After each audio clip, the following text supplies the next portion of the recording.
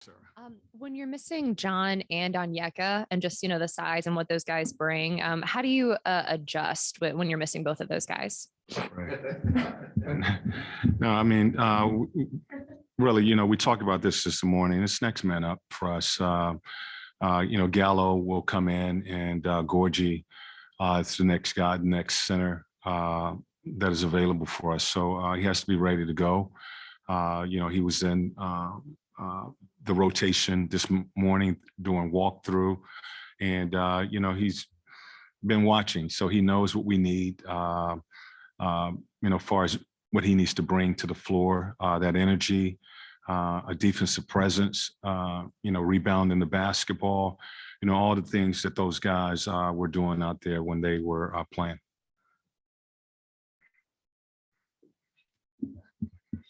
Hey, Nate, I know you talked this morning about, just finishing off games. Now there are 21 games left in the season. Is there a message that's written on the board? I know you love your messages to the guys just about these last 21 games and what you expect and want to see from them. Well, the focus is on tonight's game.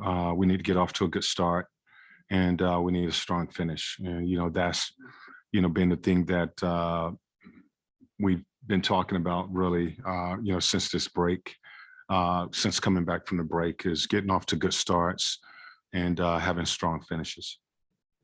Then when you talk about that consistency and wanting to be that consistent team, that's when you're playing great is really, really great. What do you think is like the switch there? Is it a mental thing? Is it a physical thing? No, I mean, it's just, as I said to our guys, this is the best time of the season. This is opportunity for you, for us, to show who you are. Everybody has to be playing their best basketball right now. Have fun doing it. Have fun doing it. And, you got to, this is a time for hoopers to hoop. And, and have fun doing it, and, go out, play aggressive. But this is an opportunity for you, for us, to see who we are and where we are in this league. Nate, with a guy like DeMar DeRozan, does your defensive scheme change a little bit more, seeing that he's more of a get into the lane, mid-range type of guy versus a guy that's typically blowing by people and shooting threes? Yeah, it does change for a guy like DeRozan in the sense that he's so good isolating, and where he isolates from is in the middle of the floor. So it's a little harder to get coverages to him, to trap him. He is a guy that will pass the ball, and they have guys that can burn you on the perimeter if you're just, putting two on the ball. So, there are certain things that we want to do, as far as our coverage. I think you have to get pressure on him, try to defend him without fouling and not allow him to really get into his rhythm with his dribble. He's going to basically get to his spot. So you almost have to force him to go early to attack you. Your defense needs to be in the shift position, so that he is seeing a wall behind that defender.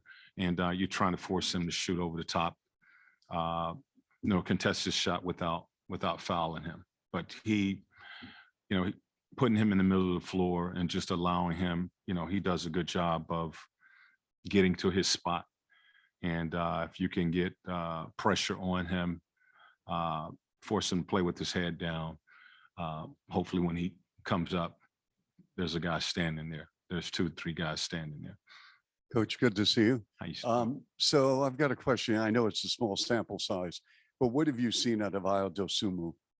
Out of who? Ayo Dosunmu, the rookie guard. He's played his way into the starting lineup. I mean, he's a young guard that early in the season, he was really aggressive and, just playing really good basketball, where now defensively, he is solid on the ball, scouting Chicago. He is drawing that assignment on the best guards, top guards. He's a solid guard, a big guard that can defend as well as play off the ball with DeRozan and Levine handling the ball, and needing that guy that can spot up and shoot, that can slash to the basket. He does all of that, and I think he's a glue player for those guys. With so much attention on the big three, so to speak. He is that guy that has been put in the lineup and just keeps everything solid.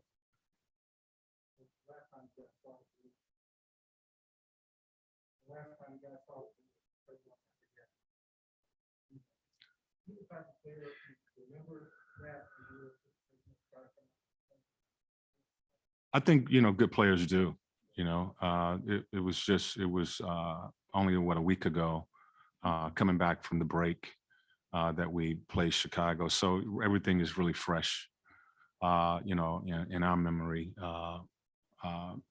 Having really control of that game with a minute to go, being up 3 with 2 possessions and not being able to finish, being up 3, them having 2 possessions and not being able to stop them. DeRozan, I can still see DeRozan coming down in transition and, making that play, getting that and one. So, yeah, I think, good players and, really where we are, we remember that game and what we didn't do as far as finishing in that game. And I'm sure Trey, remembered that he responded the next game with a big night.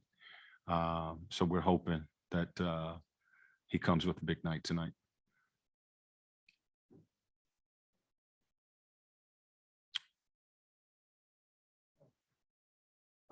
John had been listed as doubtful yesterday. Is he still on a positive track? He is getting better. Still doing work with our coaches, running and shooting, but he's not available tonight. Anyone else? Thank you, Coach.